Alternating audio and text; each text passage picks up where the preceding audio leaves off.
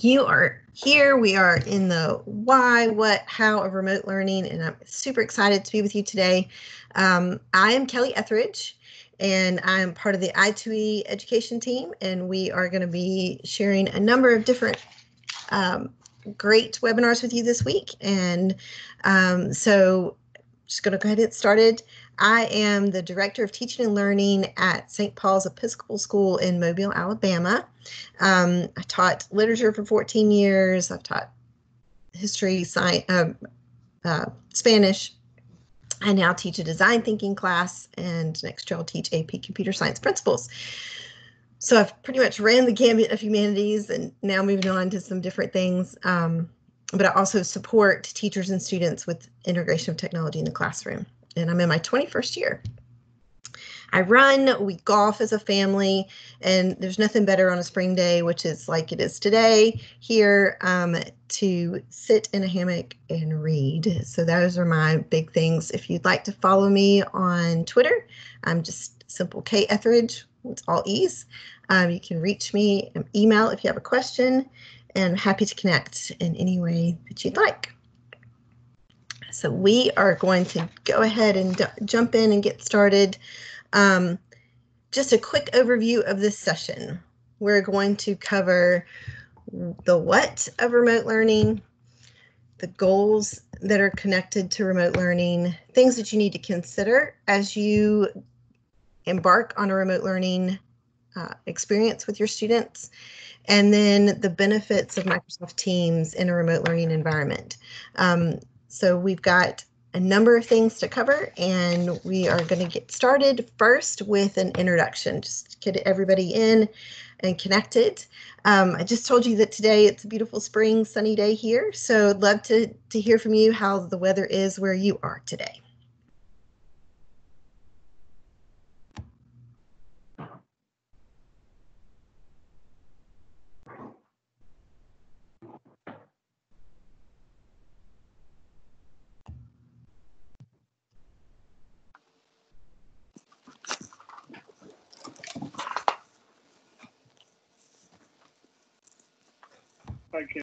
Warm and sunny. Utah. A little breezy, but overall nice, sunny and warm. Sounds like it's pretty sunny everywhere today. Beautiful spring day. It's so thankful for this pretty weather. With us inside at the house, we can at least get out and enjoy it. Wow, it looks like everybody's having a nice sunny day. That's awesome. Spring is in the air for sure. That's awesome. Sun's trying to come out. Great, love it. And I love that you're putting your location too. I thank you for doing that. It's great to see everybody from different places. Utah, Kentucky, Washington, Tacoma, California, Florida, Mississippi. Love it. Seattle. Love it. Okay.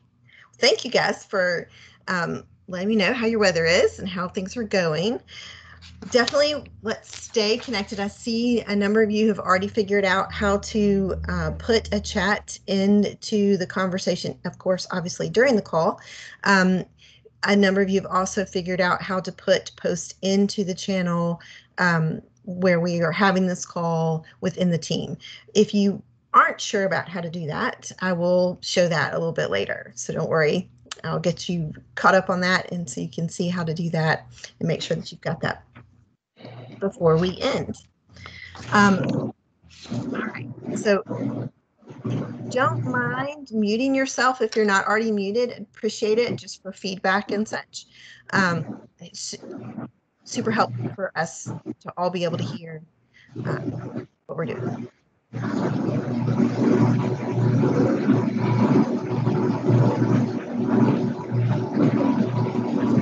Wait a second. And I'm going to give you a second to just read the page for me.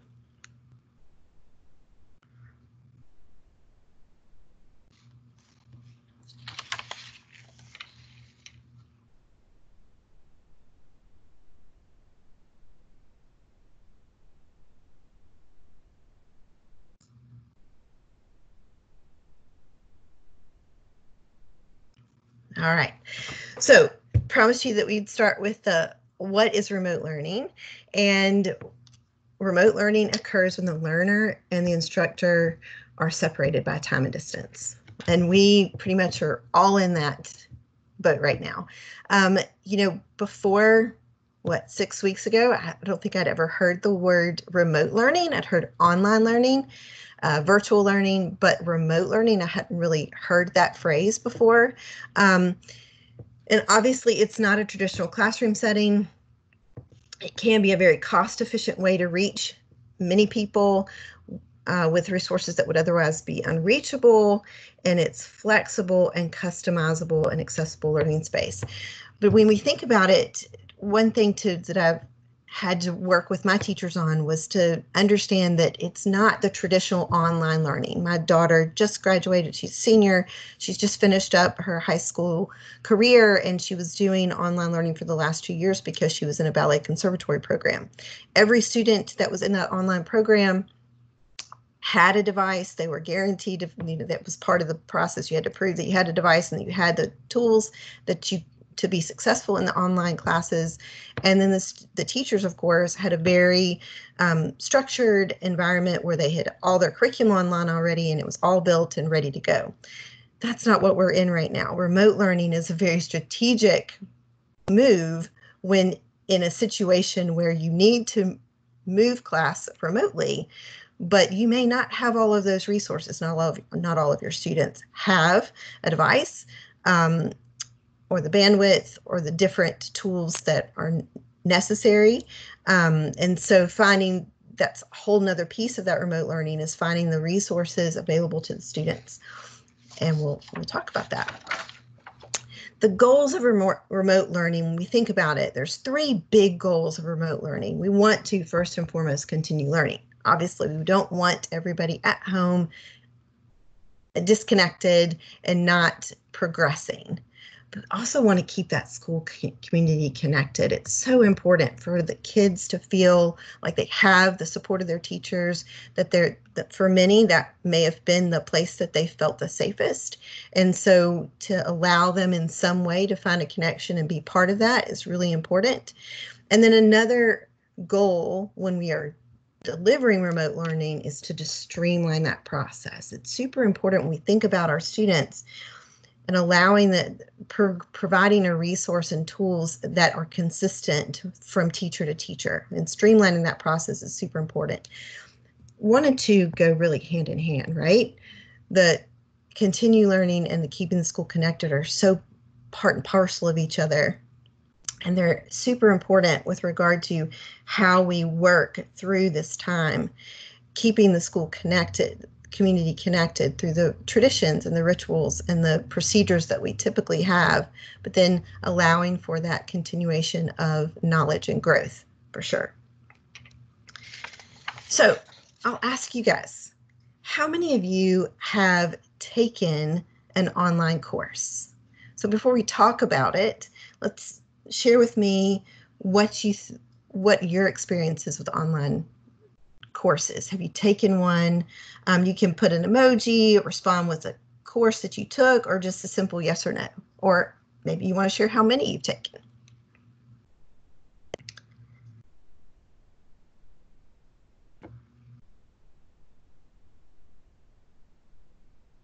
Yeah. WGU all the way. All right, loved it. That's great to hear. Online master's course right now, way to go. Many online courses, yeah. Some are great, some could be an email. That's a really good point. Asynchronous is the way. Many webinars over the course for the last 4 weeks, yeah. So lots of asynchronous learning and online courses. So some you're teaching Spanish online now, some teach other things online. I tried it, hated it, and quit. All right, yeah. It's definitely good to hear. It's 2 people that have WGU, so good to hear. Master courses, yeah. So it's definitely one of those things that some of us really like and enjoy, others don't. Could have been the content, the course, the instructor, but there's many different elements to online delivery to think about. The learner relies on the facilitator to bridge the physical distance that separates participants. We want it to kind of feel like we're still connected in a face-to-face learning environment, but it's really different. And so finding ways to bridge that, we really have to build community. That's how that sense of physical distance becomes smaller. Social dynamics are the same. We still need the kids' attention. We still need to have them do different activities and then come back to us. But the implications are different. There are no social cues. Well, there are social cues, but they're just not the same, right? So we don't have the ability to look at our students and see that they're struggling, that they're questioning what's going on, or that they're bored and ready to move on because they've got this. So we have to find, and then when we ask them to do activities, there's not that same physical cue of, if we ask them to work in a group with someone, to, okay, now we're going to move back, we're done, so we're moving back to our desk. So those different cues that we traditionally have that are visual, we have to turn and convert them into some type of virtual cue. And then content can feel very static and distant with online delivery. So we have to find ways to make it interactive and engaging. Those are the important things that we have to think about as we deliver online in order to make sure that we are building that sense of community and keeping students engaged and finding ways to allow for them to interact with one another, as well as ask questions and be a part of the process. Yeah. So we talked about the goals of learning or remote learning, and the number one goal, as I mentioned, was continuing learning. We want to continue the learning process. When we think about that, though, we have to be a lot more strategic than we are when we have an hour class or a 90-minute class with our students every day. We have to think about the fact that we are not going to see them as much as we did when we were in a traditional face-to-face learning environment at a school, on a school campus. And so when we think about that strategically, our shift has to change. And really, short end of it is, we have to simplify. We need to simplify in ways that allow for us to teach and continue learning, but we can't expect to be able to explore and dive into every single thing that we have done before. We have to simplify the content, we have to simplify the process, and we have to simplify our expectations. And two great questions that you can look at when you're thinking about that and how am I going to simplify is, what are the enduring understandings that the students need to have at the end of this unit? Or if I only had 10 minutes with my students, what's the most crucial information that I would want to give them for them to retain? This is hard, right? We love our content. I love my content, and all of us do when we teach. That's why we teach. And so when we think about looking at a unit and saying, okay, how am I going to simplify this? What am I going to narrow it down to and boil it down to? It's hard to let go of the things we love. And I give the antidote of the fact that when we started at my school 5 weeks ago, I had an English teacher who I've worked with. I started teaching with her when I taught English 21 years ago. And she said, I can't do it. I can't simplify. I have to teach poetry, and I have to teach all the poems. And I said, wait a minute, let's think about it. What's the enduring understanding of poetry unit, of your poetry unit? She said, well, it's that appreciation for poetry. It's understanding that figurative and literary devices bring a poem to life, and the richness that the language provides. I said, okay, so can you do that with 5 poems, or do you have to do it with 20 poems? She said, but I don't want to let go of any of the poems. I said, but can you do it with less poems? She said, yes. So we got to the enduring understandings. We got to that key concept. And as hard as it was, she was able to transition and simplify and move on to. So these questions will help us focus our thoughts and our processes as we prepare for our students. So I'm going to go ahead and other things we have to consider, in addition to the fact that we want to consider how we're going to simplify our content, is we need to think about our students and what their situation is when they work remotely. Bandwidth may not just be a situation for your students, maybe a situation for you personally. Everybody's home right now. We have finally had to get an upgrade in our Wi-Fi because with my classes, my 2 children's classes, and sometimes my husband being home, somebody was always going, can you get off the Wi-Fi right now? Do you have to be on it right this minute?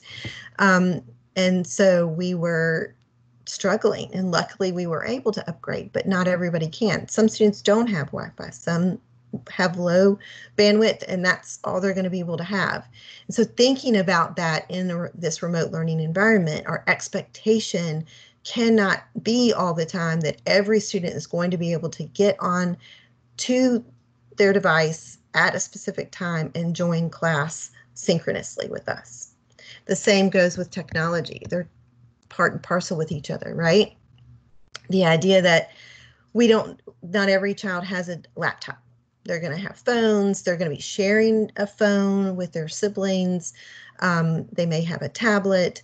They may not have anything. And so all of those considerations have to come into play as to what technology is available and how we're going to make sure that the tools that we provide, or the method we provide for our remote learning, can be used on every device and available to everyone.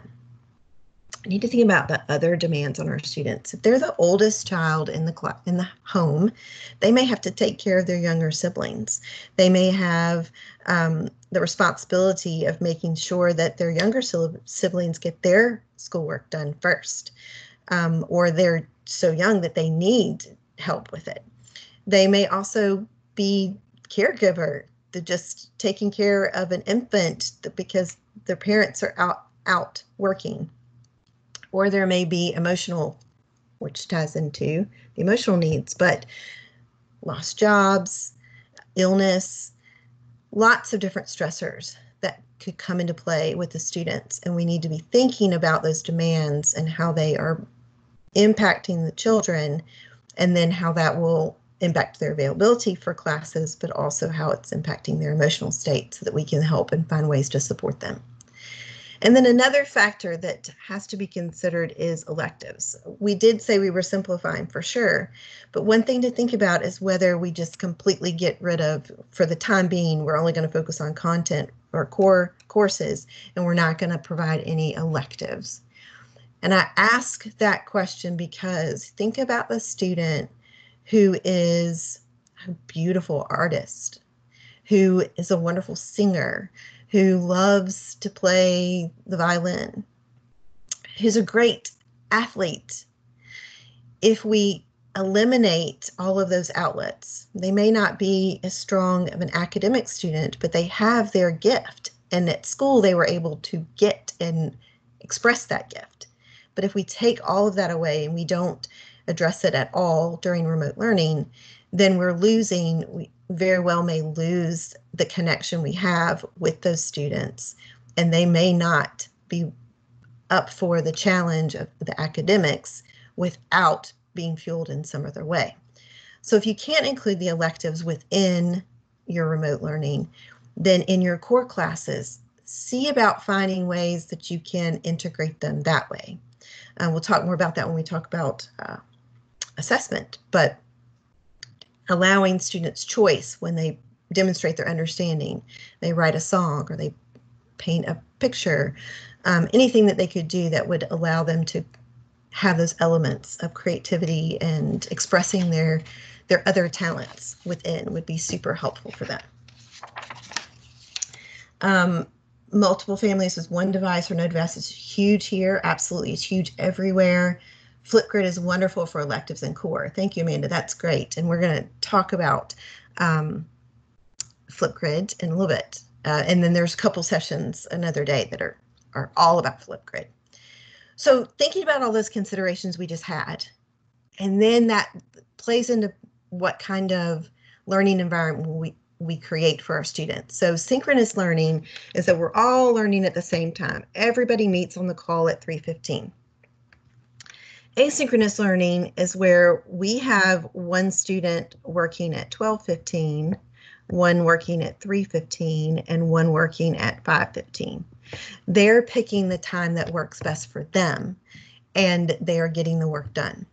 There's benefits to both. Obviously, if I'm in a synchronous call, I can connect and we can ask questions and we can discuss things and I can see my students and we can have that visual connection. With asynchronous, of course, we have our students' schedules in mind. There are other factors where they have to share a device. We're keeping those factors in mind, that they're sharing devices, that they have to help with younger siblings for an extended period. Maybe they have a job that they have to take care of. But we're not seeing them in the same face-to-face visual way that we would on a live call. So, but there are great ways that we can connect with them asynchronously, like Flipgrid and different things. So we have to think about, are we going to have a little bit of both? Are we going to just have one? How are we going to do that? So I'd be interested for you to ask, which do you think will work best for you and your learners? Or if, since you're already in the process, for many of us, which one are you using? We have a combination, a little bit of synchronous where we meet once a week for about 45 minutes, and then, or some meet longer. My class is about 45 minutes. And then everything else they do for me is asynchronously. But what about you? So Julie says she's got a combination. Nancy's using asynchronous.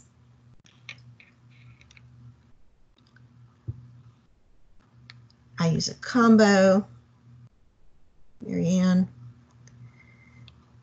Combination for instructional support coaching on my end. My teachers are also doing office hours and asynchronous learning. Great, Amanda. Yeah. Combo. Both. Just starting due to COVID. Okay. Yeah. Both. So a lot of people, they're doing our best to do both, right? And we have some students who aren't able to join the synchronous call, and what we do is we record the call so that if they're unable to join, they can watch it later. And that's so there, and then they can, if they have a better time where they can meet one-on-one or in a small group with teacher, then we work that out as well. Synchronous not required for reasons you noted. Yep. Using asynchronous, but I have office hours for kids to contact me. Great. Yeah, so it looks like we're all getting into a rhythm and figuring out that asynchronous, synchronous learning and finding ways to do both. It's wonderful. So other things to think about when we do this is to explore and think of a variety of teaching strategies into our lessons. So one thing, we're all human, right? And so when change occurs, we want to keep things as normal as possible. And if you normally stood in front of the room and talked a lot, then you're going to normally want to do that in your online learning environment or your remote learning experience as well, because that's what's natural and normal and comfortable. But it's going to be important to look at a variety of teaching strategies. Sitting on a call for a super long time is not healthy for anybody. So a 3-hour call is too much. Expecting students to sit and rotate through every single class that they had at the same hour that they had and be in class for 7 hours like they were before is too much. So finding ways to have that variety of teaching strategies, some of it be where you're talking, some of it be where they're interacting with each other. Those are going to be really important things to do. Definitely want to have a role model of the best practices while you're on live calls. Talk through those processes. We had had like a little template that I gave everybody, kind of it's a talking points at the beginning of the first call, the social norms that we would employ when we were on calls to make sure that everybody understood the rules just like you did in a classroom. And to a large degree, what we've done when we moved from our face-to-face learning environments to a remote learning environment, we started school new, right? So it was almost like the first day of school again. So those first meetings with our students, we needed to set the same rules and classroom procedures that we set back in September and August when we met our students for the first time, because it's a different environment, and so we needed to establish those. Be sure to try to take some risk.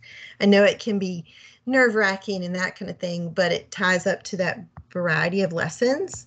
We want to do our best to take some risk and try to vary those learning activities and experiences. And if you haven't done that before, it's definitely a risk, but it's an okay calculated risk that you can say to the students, I've never tried this before, but we're going to do it together and see what happens. It's definitely one of those things that you are going to be able to think about and demonstrate for your students what lifelong learning is like. The ability to say, you know, I've never tried Flipgrid before, but we're going to do it. I'm going to give you an assignment. We're going to see how it works.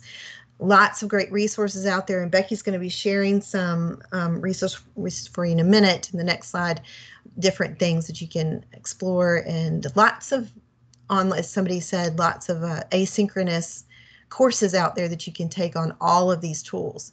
And so it's great to just explore those and see those and know that it's okay to try and not know how it's going to work perfectly.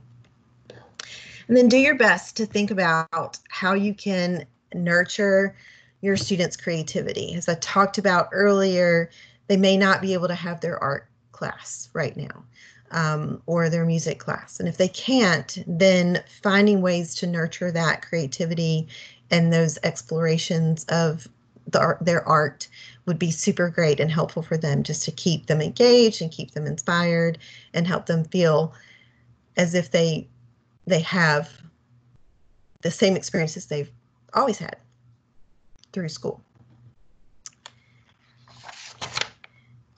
So, assessment in remote learning is very different than in a class thing, and that's probably been one of the biggest challenges for my teachers and our school, is to think outside of the box when it comes to how are we going to assess student understanding during this time.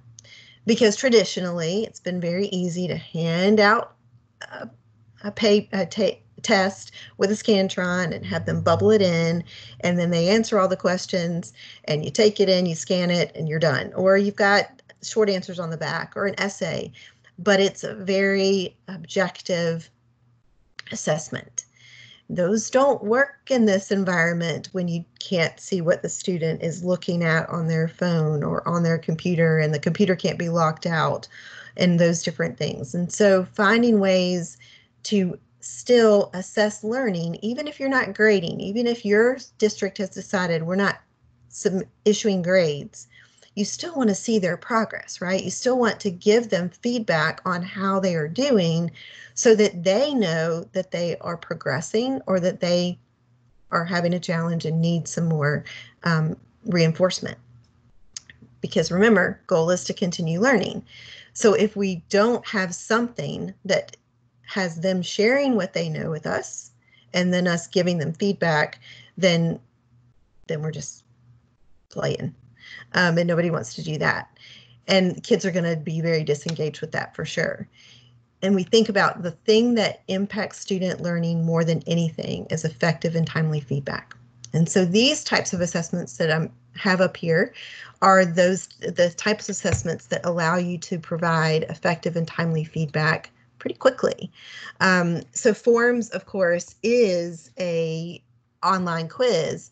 But in this element of formative assessment is an assessment that happens throughout the unit, where you're checking in to see how the student's doing and progressing, and you're modifying your teaching techniques in order to ensure that they are getting to the growth that you want them to get to. So those online forms quizzes can allow you to put in, if they don't get the answer right, put in a video for them to watch and then try again. OneNote, great for journaling or any type of exercise. You can have you can print documents there and have them complete them, all of that. Whiteboarding for sketching and graphing is great. And then, of course, you can have essays or reflections in Word as well as in OneNote. Summative assessments. This is where we're at the end of the unit. We've gotten to the part where we're, okay, I want to see if they have reached the enduring understanding that I've set my goal at. And so I want them to show me what they know and what they understand in a deeper way. They can do that with Sway, which is digital storytelling, PowerPoint.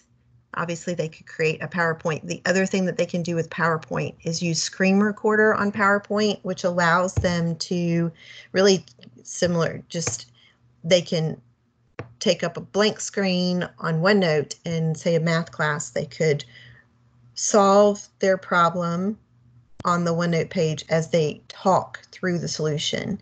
And so you're hearing their thought process, you're hearing the metacognition that they're going through in order to express themselves in that recording. And then you can see that. That's even more valuable than 20 questions where they might have guessed right, but now they've shown in this one question how they know it really deeply. Video editor, they could make a video, and then Flipgrid is a great way to get feedback from students and have them share and reflect. So Becky, thank you so much. She's put in all of these great places, lots of different resources, that OneNote courses and Sway and PowerPoint Recorder, all the different resources that are out there that you can go to, and it allows you to have the ability to take those courses. If you don't know about Flipgrid, there's a course on that. If you don't know about Sway, there's a course. So lots of different places that you can get those resources. All right, so structuring your day, and I imagine that for most of us, we've gotten into remote learning and we have created a structure, but I realize that some of you are just starting that process. And so we're just going to quickly talk about a few of the things that this is one showcase school, how they created their structure. For the younger grades, they had blocks of time where it was just to help parents and teachers and students know, okay, from 9 to 10:30, you can work on math. And they're very well, if they decided to meet synchronously, that math time would be in that hour. And then science would be that. And so they rotated so that the students wouldn't feel like they had to do everything every day, but they could focus on a couple things on that day. And then what ultimately happened is that specials created their own team, and they didn't have any synchronous calls, but the specials teachers, the art teacher, the music teacher, they would post things in that team and share ideas of what they could do. And the students would do those whenever they had time, whenever they wanted to. A great little, most adorable, go find all the articles in your house to make a color wheel. And so they would take a picture of it and post it. And so all kinds of fun things with dinosaurs and different toys and clothes and all kinds of things where they made color wheels from just found items at their house. Here's an example of secondary, where this was just one day, where you have the ability to join your A block class, or 2 days actually, B block class, and it gave the students a bit of ideas of what they would do in between those times. So the structure of, okay, we're going to have synchronous calls daily, either 2 a day or 1 a day, but then what do you do with all that other time? You've got lots of work to do. Let's find a way to structure it so that you're not simply just waiting into the last minute and not getting your work done. And so giving them some type of structure that helps them see that they need to take brain breaks, but then they also need to work on assignments that are coming up, that are maybe just given, that they could join some office hours and connect with their teachers on questions of homework that they have coming up. So just helping them see that, because this is one of those self-regulation concepts that, it's easy for them to know what to do when they're sitting in the room with you and you're guiding them. It gets a bit more challenging when they don't see that. And so this allows for that. All right. So I'm going to pause for a minute. I see a couple comments in. All right, so Becky's taking care of all that. Brain breaks are my favorite. Absolutely. I walk the dog. I go outside. We have an outdoor little patio, and I just go sit out there for 15 minutes and just enjoy some fresh air and take that moment for myself. And that leads us to a teacher schedule. We are working so hard right now, and we have so much on our plates because yes, the synchronous calls take time just like we would in class, but those asynchronous lesson plans take a lot of preparation too. I know science teachers have video cameras and laptop cameras and science experiments in their kitchens. I know that everybody, I've seen lower school, elementary teachers creating, whiteboard lessons as they talk through solving a math problem, and all of that's taking all of this extra time, and finding a way to structure that is also challenging. Now, somebody pointed out, I showed this schedule last week to another group, and they said, wow, there's no department meetings or no school meetings in this. It's just, how great. It's just teacher work time. And yes, this is just a day where a teacher was able to work. Our school has thankfully said that we're going to limit all meetings to Wednesday, and it's at a designated time when there are no students expected to be on a call. And so we have Monday, Tuesday, Thursday, Friday without interruption of meetings. Hopefully you can, if you don't have that, maybe you can reach out and say, hey, can we meet a little less? So that we can work on this other stuff. And I realize also that we are working well past 4:15. Totally get that. But it was just a sample schedule to share so that you would have an idea of that we need a schedule too. And the idea that we're going to, that structure, that bell ringing is a big thing to help us provide that structure. And so at home, we don't have that, and just providing some sense of structure for ourselves is super helpful. So, how familiar are you with Microsoft Teams? On a scale from 1 to 5, if you'll just pop into the chat, a 1, you've heard of it, but you really haven't seen it other than logging in here and getting into the team. A 5, I use it every day. That's how we're living in our remote learning world. Share with me where you are. 4, 3, 5s. All right, got a lot of 5s. A 9. Whoa. All right, I'm gonna stop teaching, and Kay Nielsen's gonna come talk to you guys. I love it. That's a lot. 3, 5. How familiar? Yeah. 4, 5, 3, 3. Used it 3, 2, 7 most days. Yeah. 0, no experience until today. My son's school is using Team. All right, so hopefully we're going to get you some experience today, and you'll see it. And that's great that you can join this team so you can kind of see what it's like. I love that. It's great that there's so many of you who've 3s and up, and that we're using it, and you're familiar. And what I love about it is the fact that it becomes the place, that digital hub for everything that we do. It allows us to have continuity and efficiency, flexibility, and uniformity. One of the key things to think about, of course, is the fact that we want our students, we want the cognitive load right now to be on actual learning, right? There's enough stressors out there. We want the learning to be, the continuation of learning to be the focus.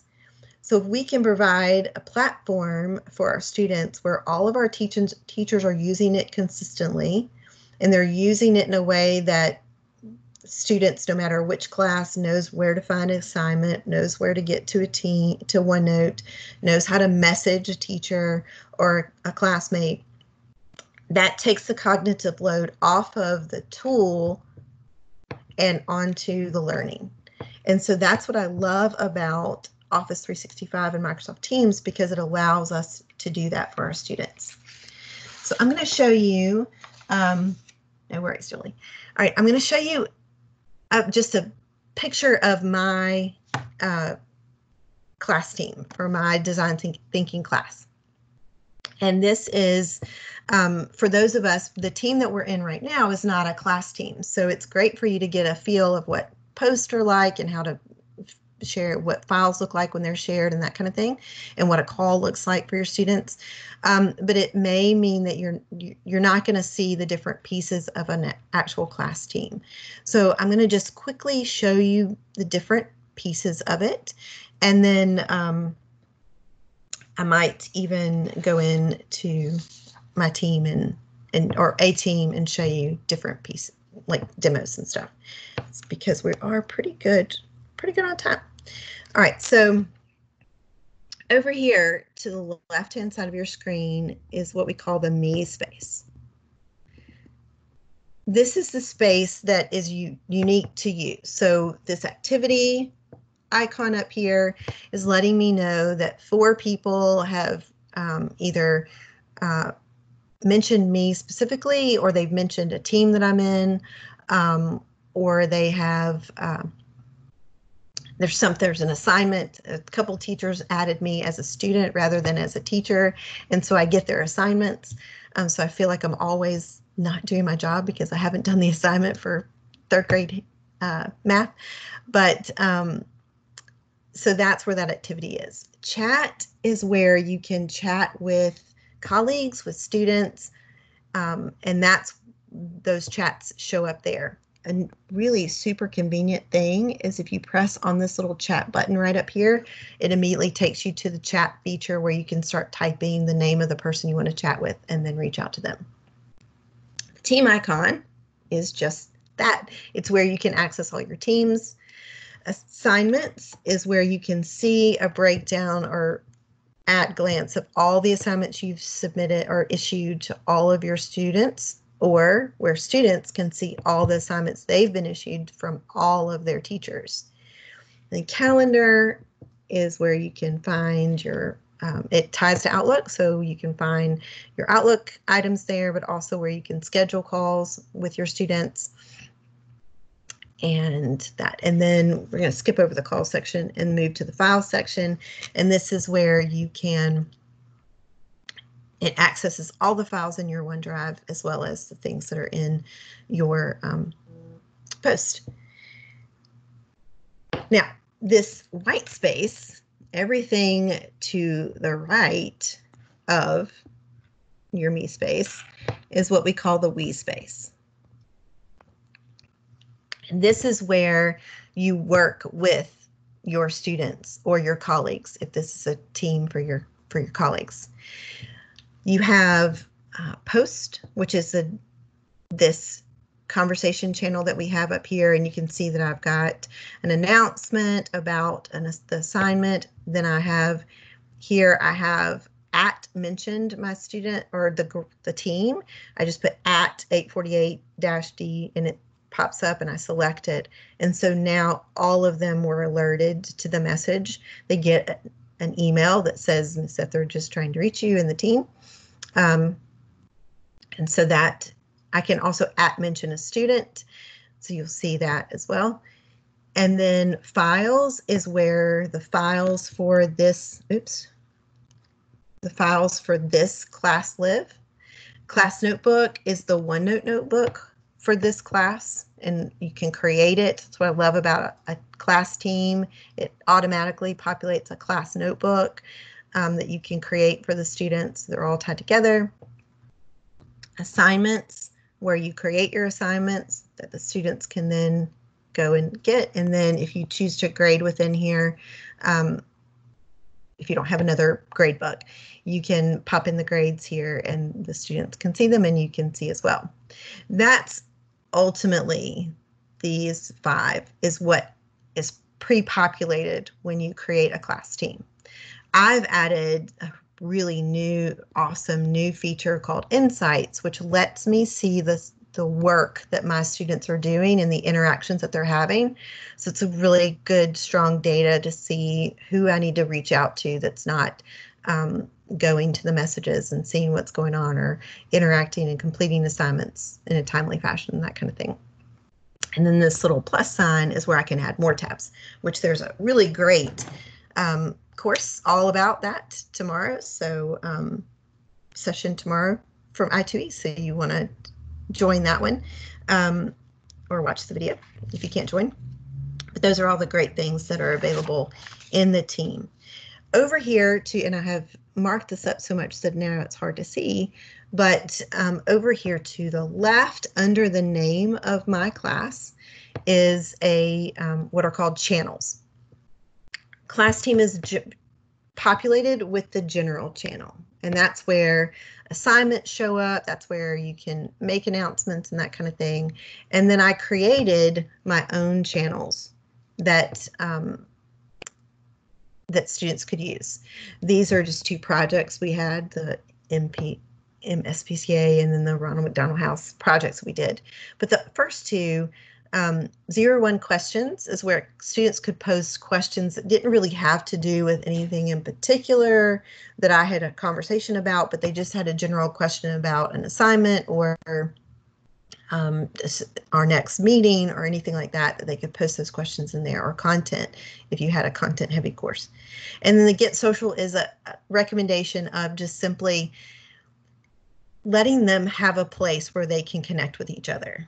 And even if it was something that you encouraged, you know, just like I said, how's the weather at your place, just to kind of get a feel for that. Maybe it's everybody show a picture of your dog or your pet, or check in, tell me how you're feeling today. What's the best part of your day? Just anything that's encouraging, then connecting, and just allowing them to just be kids, because they're missing you and they're missing each other. And they're missing those conversations. So allowing them a place where they can do that is super great. I'm going to pause. And Becky pointed out MeSpace is how you control where you go. It's your buttons and apps. Thanks for that. Yeah. I'm going to pause and see if there's any questions. So if you have a question about anything I've shared so far, go ahead and pop it into the chat, or if you have a thought about how you've used Teams and that's been helpful with remote learning that you would love to share, that would be great.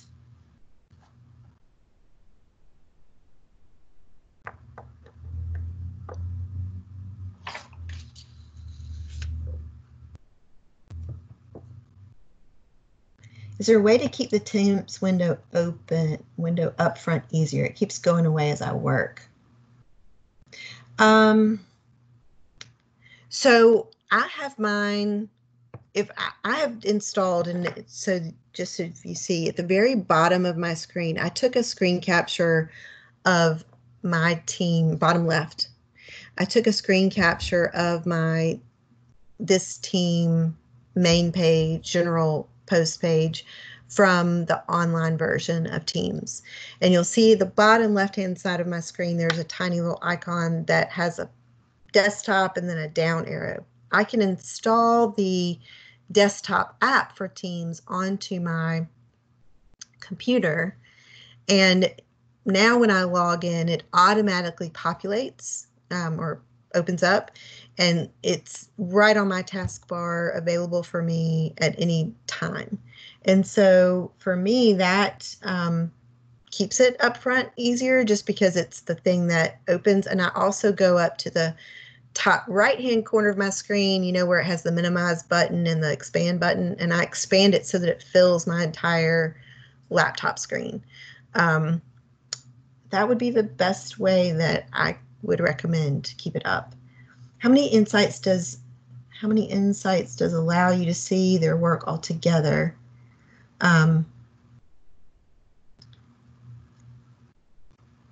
Yeah, so I think Becky was talking about the upfront, keeping the Teams window up. How does Insights allow you to see their work all together? It can break it down by it just shows you a breakdown of everybody, but then you can click on a student and it shows every student as individually as well. So I'm not sure, Man, if I'm answering your question correctly, because I'm not sure.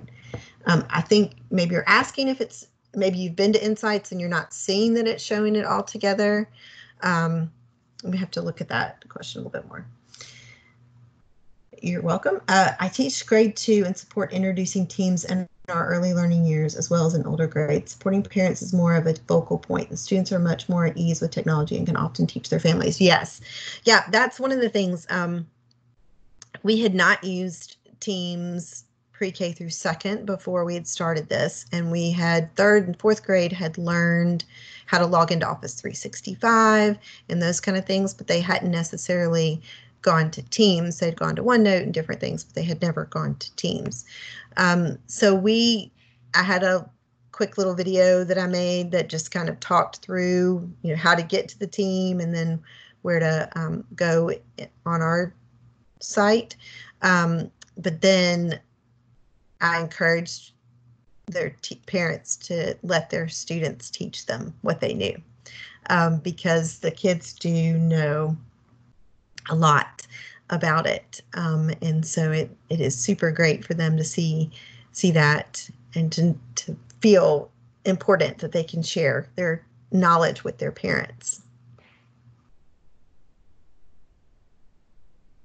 All right, and man, if I did not answer your question about Insights, let me know, and we can, if I don't, I can easily take a picture later and show you or send you someplace that gives you the I want to make sure you get your question answered. Any other thoughts or questions? Okay, so I'm gonna pop over to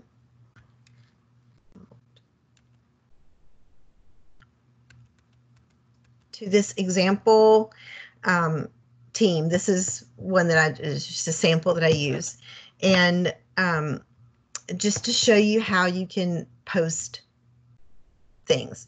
I want to make sure that, as I promise, that for those of us who've never used Teams before, that before we leave, that not only how to chat within this conversation, this call that we're on, but also that you know how to chat within the channel where we have the call.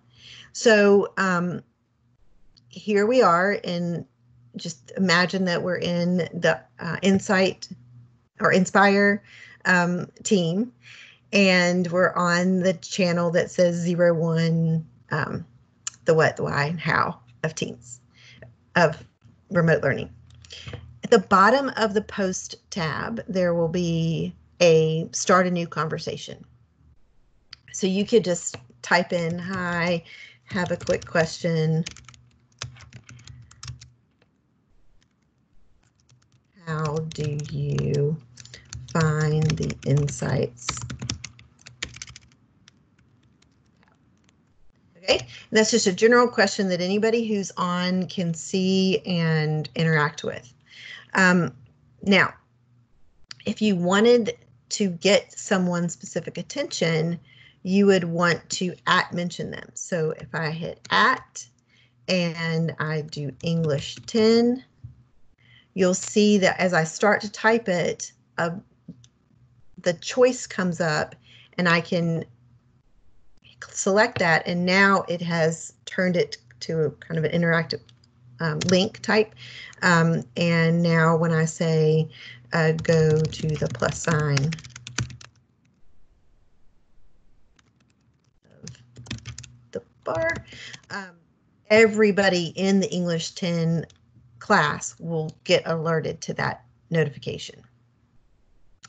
I love personally for students and visual effect is to not just do a quick little post like this, but for students or staff where you're trying to get their attention, is to right below start a new conversation, there is the font icon or format icon.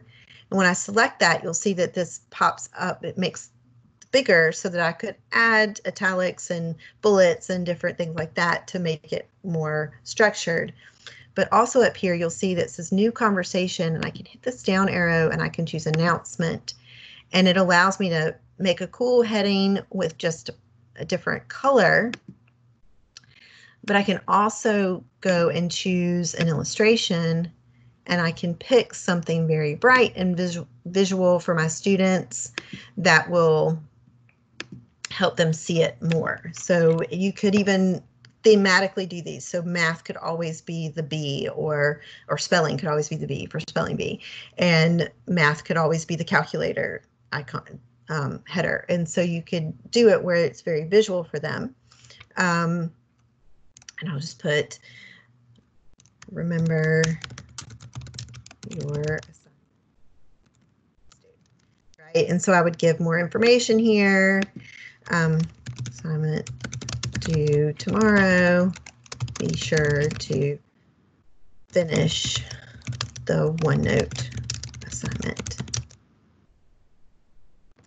And then up here, before I press send, I've got a couple other options that are super helpful. If this is something I don't really want anybody to reply to, I just want it to be a notice, I can make it where only myself and a co-teacher or a moderator can reply. Also, if I have more than one class where I want this assignment to this post to show up, I can choose post in multiple channels, and I can go and choose my other classes. So if I have 5 blocks of English 10, then I can choose all 5 blocks, and this I only have to write the post once, and it shows up for everybody. When I'm ready, I press send, and now it's there, visible for everyone to see. All right, so I'm going to pop over here. Okay, good. I'm glad the answer was great. You're welcome. And I'm glad that you're loving the webinar. That's awesome. Okay, so the other thing, I'm going to show this afternoon, but just in case you're not going to be here, I'll show you that over here in the, well, I'm not going to show this part, so I'll go ahead and show it because we have the time. If you hit the ellipsis, you can choose Manage Team, and this is where you can manage your members of your team. I think I just have a standard demo in here. But with my students, I would have a list of all of my students here. And one important thing to notice is this Mute Students button. So if I check this box here, it mutes. If I had 10 kids, 15 kids, 30 kids, it would have checked the box for all of them and muted all of them at one time. If I check the box by just one student, then he is the only student who's muted. So good to know, helpful to know when you are wanting to make sure that you have the ability to control their conversations and that kind of thing, that you have the ability to mute them when you want them to be muted. Settings allows you to go in and pick a theme, which I haven't changed the theme here, so I can go in and make, I should have picked Shakespeare since there was a Shakespeare, so I can change the icon and go back to Manage Team, and I have the ability to manage members' permissions. So if I wanted the students to get the option to delete their messages, I keep that box checked, but maybe I don't. Maybe I want to make sure that I have a way that if somebody makes a poor choice, that I have a way to document that before they delete it. And so I can uncheck those boxes for students. I definitely want to be able to edit my messages and delete messages that are inappropriate. So I'm going to keep that box checked. This is that @mention feature, what allows you to turn on that ability to @mention students and faculty members and the channel and such. You can do some fun stuff and allow them to do memes and stickers and those kind of things. I'll show that since I didn't. And then if you created a team and you needed your students to be able to join it quickly, and you had a lot of them and didn't want to have to enter each one of their names, you could generate a team code that you could then email them, and they would just post that code in when they join. You can also manage channels by going to Manage Channel, and you can turn on channel moderation so that they can't post until you've moderated it and made sure that it's appropriate and that kind of thing. And then the fun bots that you can create, or the fun gifts and such some of you found, but you can add memes, you can add stickers, and all kinds of different fun things, and praise. These are great little praise buttons with awesome and different things that you can do, and you can note a certain person on it. All right, so I'm going to see a couple things. How do you engage with them if you mute them then? Does it mute just their mic or their conversations too? Yeah, so what the mute is, it's going to mute in this, it actually mutes them in the ability to reply to conversations or to start a conversation. It can, we tested it, it does also, it can also mute them in a call like this. But I wouldn't do it for forever, right? It would be, okay, I always pick on Johnny, so I'll pick on Susie. Susie was not acting appropriately today with her conversations. I'm going to mute her for now. And then I'm going to reach out to her, and I'm going to have a one-on-one conversation with her about making better choices and acting appropriately. And then I'm going to give her the opportunity to show that she can make a good choice and a proper choice. And so I'm going to allow her to do that. So you definitely want to find a way to get them back into to acting appropriately. Some people who have the Get Social channel also don't want the kids doing it all weekend, and so they just mute everybody for the weekend because they don't want to have the stress of, they want to disengage and disconnect for a little while, and so they don't want to have to worry about whether the moderating a conversation between kids over the weekend. So they mute them just for the weekend and then turn it back on. So those are different ways that you could do that. And then if you post to multiple channels and afterward make a change, will the change be made on all the channels? That's a great question, and I've never tested that. So if we put that someplace else in a, maybe after the session, post it in there, and I'll go in and test it and then let you know. Oh, no worries, to praise stickers. So, okay. And if you have, just by the way, if you have a black bar on your screen and you can't see the very bottom of what I'm sharing, just move your cursor someplace else and then just don't touch your laptop, and that black bar will go away. But I'm and I can't, because I can't scroll up to show you more. It doesn't let me do that. So at the very bottom of my screen, there's a start a new conversation, and there's the format, the attach a file, the emojis, the GIF, and the memes. And then there's a stream. You can add a stream video. And then the very last one is, it looks kind of like a little ribbon that you would give somebody. When you select that ribbon, it's the praise feature, and you're able to go in here and select courage, and then I can type Stan.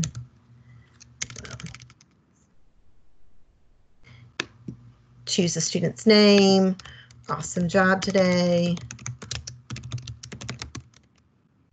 And then I can hit preview and send, and now it is going to pop up with that praise to him. And everybody can see, so it's like outward acknowledgement, just like I would be in class, and I would say, wow, that was a great thing that you just did. Good job, way to go. I can now do that in the conversation with him. Yeah, I realized that I should remember to say that earlier to get rid of the black bar. But they can still see their work and complete assignments, right? Yes, they can still complete their work and that kind of thing. They just can't chat. If they're muted, they can still do all their work. They just can't have conversations in the post section. Yeah. All right. Okay, so I am going to go back to, any other questions before I move on to our last little bit of conversation?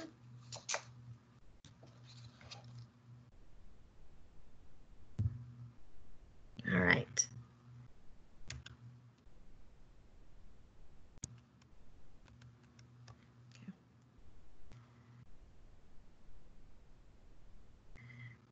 Okay, so what I want to leave you with is the thought that in this process that we need to all let go of the need to be perfect. I know every one of you has a heart of gold and just wants to do all that you can for your students. And you want to pour into them what you pour into them daily. But this is different. And you are still going to be pouring into them daily, and you still are going to be giving them lots of great content and resources and learning.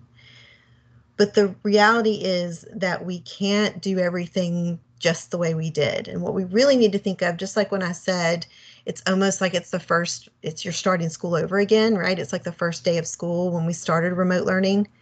It's like a first year of teaching. And I know I don't want to go back to my first year of teaching because I made lots of mistakes that I apologize for a lot. But you won't make the same kind of mistakes, but you will have a learning curve, and there will be the process of learning new tools, new ways to communicate, new ways to connect with your students that you didn't have before.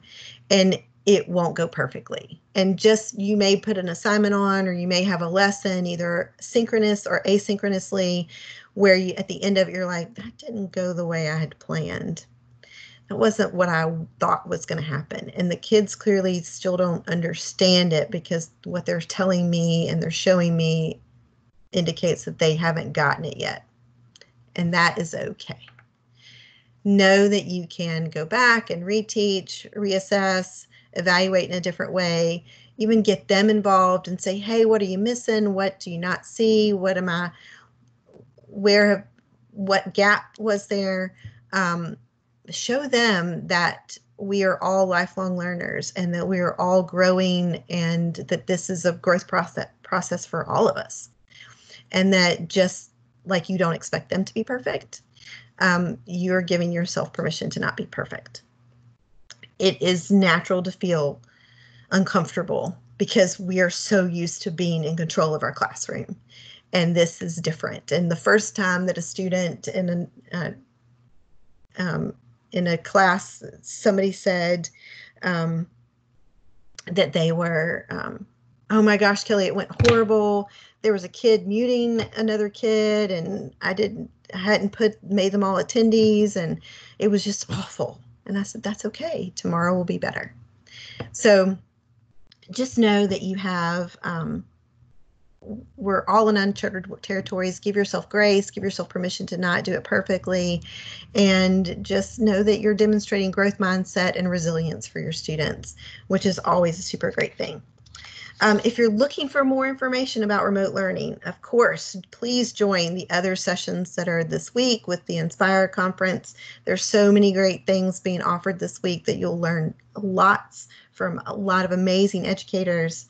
Additionally, Becky's going to share with you that there is a 3-course learning path on Microsoft Educator Community that was created by the I2E team, all about remote learning. And so you can explore that course as well. And then, of course, at some point this week, you're going to receive a form survey telling us how we did and giving just a little bit of feedback.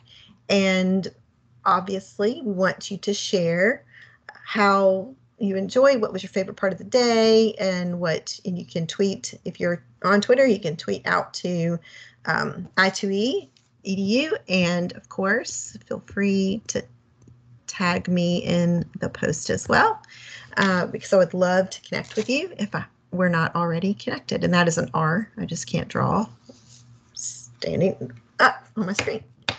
So thank you for being with me today, and I enjoyed our time, and I'll stay on to see if there's any questions or anything like that. And we'll end the call in a little bit till we make sure that no one else has any questions. Thank you, Kelly, and thanks everyone for joining Inspire this morning. We'll see you next time.